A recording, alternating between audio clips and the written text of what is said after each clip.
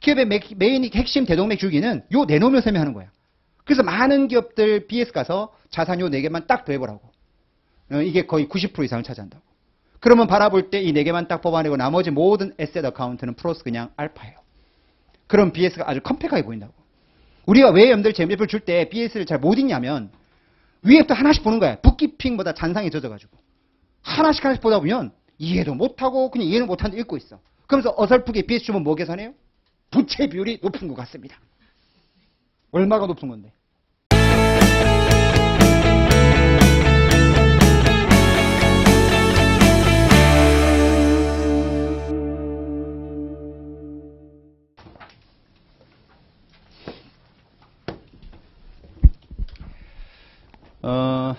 알다시피 여러분들 여기는 여러분들 에셋이죠.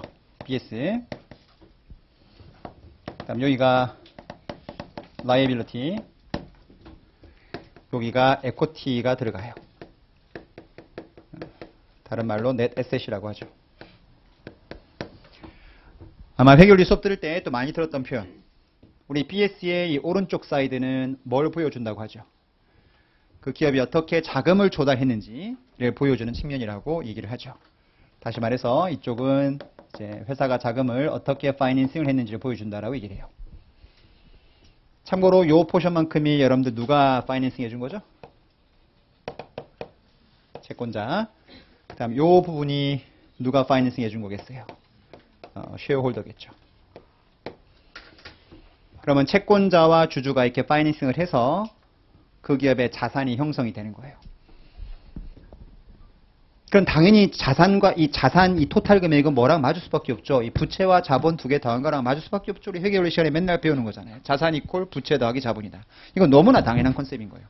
이게 자금 조달 측면이고 그 조달된 것을 어떻게 운영하고 있냐를 보여주는 측면이 에셋 쪽이니까 동전을 갖다 놓고 다른 각도에서 바라볼 뿐이지 같은 동전인 거예요. 그래서 양쪽 토탈은 절대 차이가 날 수가 없죠. 계속 이어가요. 자, 채권자 주주가 돈을 파이낸싱하면 제일 먼저 기업들은 그걸 가지고 어디에 투자를 하겠어요? 파이낸싱이 되면 제가 특별한 말 없이 수업 시간에 진행하는 모든 업종은 여러분들 제조업을 가져갈게요. 그러면 제조업은 돈이 파이낸싱 되면 제일 먼저 어디에 투자를 해요? 설비 장치에 투자하겠죠. 그게 너무나 잘 아시는 PP입니다. 이 정도 쓰면 이 약자는 이해하셔야 돼. Property, Plant and Equipment.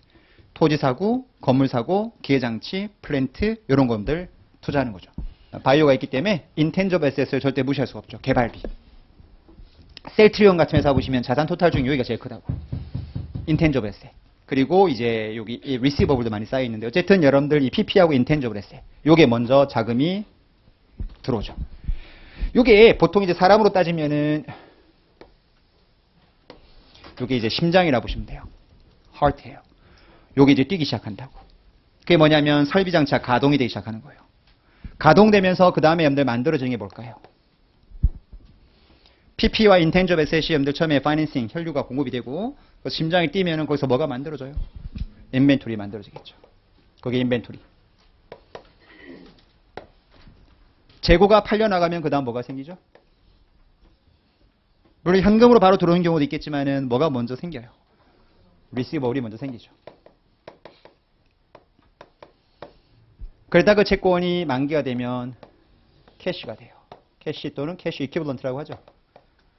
현금성 자산이라고 그래요. 그 현금을 가만히 쌓아놓지는 않겠죠? 회사가 캐시 갖고 다시 뭐 하겠어요? 신성장 동력에 투자한다고 그러죠. 그럼 캐시가 다시 이게 흘러 들어가서 요게 다시 들어가야 돼요.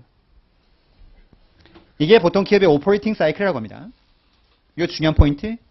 우리가 회계원리 배울 때 자산 항목이 되게 뭔가 항목이 많다고 배웠어요. 뭐 other receivable, prepaid, 뭐 investment 되게 많은데 가만히 유추해봐도 기업의 정상적인 오퍼레이팅 사이클에서 나올 수 있는 가장 메인 항목은 4개인 거예요. PP, intangible, inventory, receivable, cash. 요게 돌고 있는 겁니다, 지금. 이해돼요? 이게 도는 게 여러분들 기업의 오퍼레이팅 사이클. 그걸 보여주는 게 뭐다? BS 에셋 사이드라고 이게. 이해되고? 그러면 천하의 삼성전자가 자산 규모가 얼마라고요?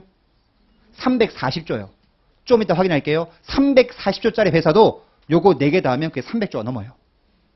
무슨 말이냐면 아무리 기업의 BS가 복잡해 보이고 항목이 많아도 나중에 딱 보실 때 회계 북키핑 할 때는 굉장히 다 중요하다고 배웠던 프리페이드, 어쿠럴 이런 것들은 실제 기업을 바라보고 분석할 때는 nothing이라고. 별로 중요하지 않다는 거예요.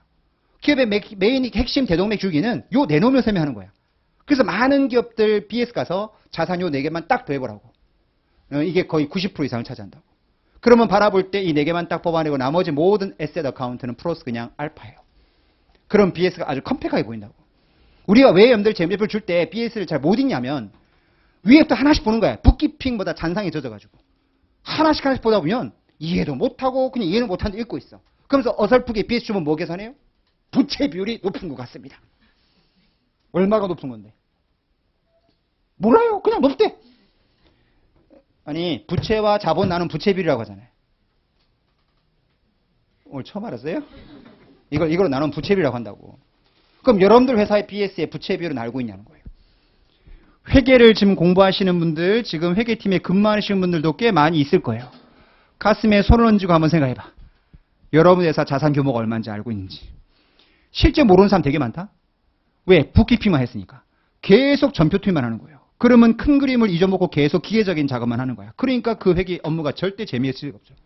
그냥 기계적인 것만 하는 거예요. 이런 것들은 결국 나중에 다 대체가 될 겁니다. 그걸 하려고 우리가 지금 회계 공부하는 거야. 북키핑은 점차적으로 뭐가 대체될 거다? 블록체인 기술과 AI가 들어오게 되면 다 대체가 될 거라고요. 그럼 우리는 판단을 해주는 사람이 돼야 되는 거지 기술적인 뭐다? 전문가 돼서는 지금은 서바이버가 되지 않은 거예요. 우린 자꾸 뭔가 사안을 봐서 내가 판단하고 내가 이게 뭐가 맞을 건지 이게 어떻게 전달돼야 유용한 정보가 될 건지 이 생각을 자꾸 해봐야 되지 그냥 북키핑만 배워가지고는 여러분들 실제 절대로 뭐다 이게 서바이브가 안 될 거예요. 그럼 봐봐요. 여러분들 자산 규모 모르는 이유가 뭐라고요? 한 번도 FS를 떠올리면서 일을 해본 적이 없죠. 그냥 그 스페시픽 트랜잭션에 늘 했던 루틴 붕괴만 끊는 거예요. 그러면 그게 재미있겠나요? 일주일 내내 전표 투입하면 전표 넣으면서 막 짜릿짜릿해요. 아 너무 재밌는데? 그런 또라이는 없다고요. 그러니까 일이 재미가 없죠. 그러면 자기 발전에 뭐다 이게 도움이 될까 갑자기 스케틱한 생각이 드는 거예요.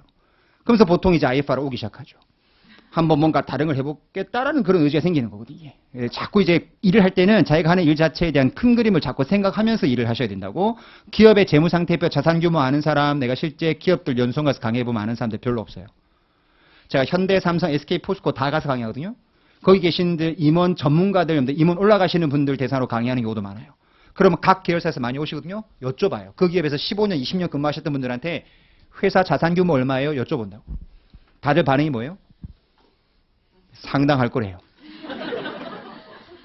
그게 진짜 나오는 피드백이라고요? 자산 규모 알고 있는 사람을 내가 본 적이 한 15년 정도 그 대기업 연수원 가서 강의해봤지만 아는 사람이 별로 없어요. 물론 파이낸스 전공하시는 분들, 파이낸스 팀에 계신 임원님들은 알아요. 나는 파이낸스 계신 분들은 진짜 한 명도 모르더라고. 자산 규모라는 사람이 진짜 단 한 명도 없어요. 이건 되게 문제인 거죠. 우리가 회계를 자꾸 유용한 정보를 준다고 말을 하고 있지만 그걸 정말 정보를 이용하는 사람은 거의 전무하다는 소리예요. 그냥 늘 해왔던 자기 관심 있는 정보만 관심을 가졌던 거죠. 실제 여러분들 회계팀 다니시는 분들은 다시 한번 자신들 회사 재무제표를 떠올리면서 우리 회사는 과연 부채와 자본이 몇 대 몇이지? 그 정도는 아셔야 된다는 거지. 돌아올게요. 이 비율을 계산하는 게 부채 비율이라고 보통 예상하는데 우리나라 지금 평균 부채 비율이 여기 지금 1대1이에요. 평균 부채 비율이. 부채와 자본의 비율이 1대1이 우리나라 지금 평균 비율이라고. 그리고 우리나라 지금 국가가 어느 정도 부채가 넘어가면 규제를 하고 있냐면 이게 1대2 정도 되면 규제를 하기 시작해요. 다시 말해 부채 비율이 200% 넘어가면 규제를 많이 한다고. 지금 대강 그래요. 그런 감들이 있어야 어떤 기업 바라봤을 때 이게 부채비율이 높은 건지 낮은 건지 알 수가 있을 거 아니에요. 그렇다 부채비율이 무조건 높다고 나쁜 건 또 아니에요. 부채비율이면 나중에 다시 내가 설명할 기회가 있을 거예요. 그럼 애플이 우리나라 전 세계 시총 제일 큰 애플은 여러분들 부채비율 몇 프로냐? 미안하지 240%예요. 응? 그럼 우리나라 규제하고는 200%가 무조건 정답이 아니라는 거 알겠죠? 그러니까 부채라는 것은 굉장히 나쁜 돈으로 우리가 뭐다 선입관을 가지고 있는 우리나라 기업들 경영진인데 부채는 절대 나쁜 돈이 아니고 잘 갖다 써야 되는 돈인데 우리나라가 IMF라는 경제비를 겪고 난 다음에 부채에 대한 트라우마가 있어요. 부채를 많이 갖다 쓰는 거에 대해서 굉장히 트라우마가 있다 보니까 부채비를 무조건 낮춰놓으려고 하는데 우리나라 기업들 부채비율 절대 높은 편이 아니에요.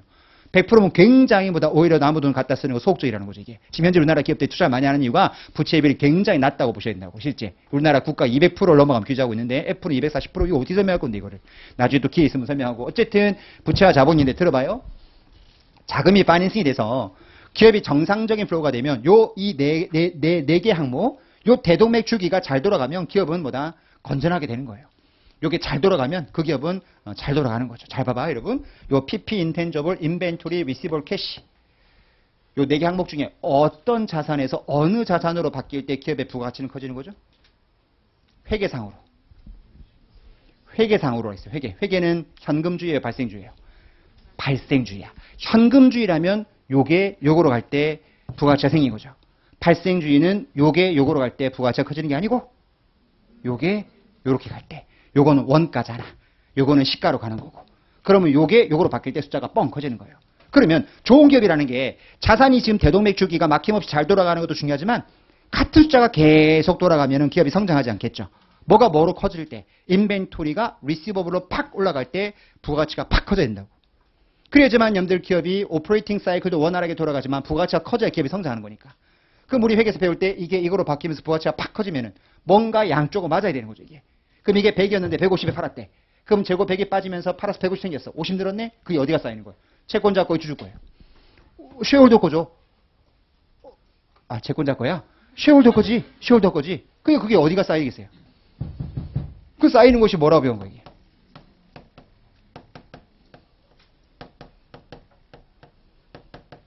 이걸 지금 부기로 내가 설명하는 게 아니고 재무제표 모양으로 한번 생각해 보는 거예요. 우리 회계원리 때 배웠던 내용을 재무제표를 갖고 생각해 보자는 거지. 기업이 오퍼레이팅 사이클이 돌면 돌수록 재고가 빠져나가면서 채권이 생기고 그 부가치만큼이 쌓이는 것이 리테인드 돈이니까 그냥 어떤 회사 BS를 딱 던져놓고 이겨봤대 라고 봤을 때 여러분들 딱 중점적으로 봐야 될 부분이 어디예요?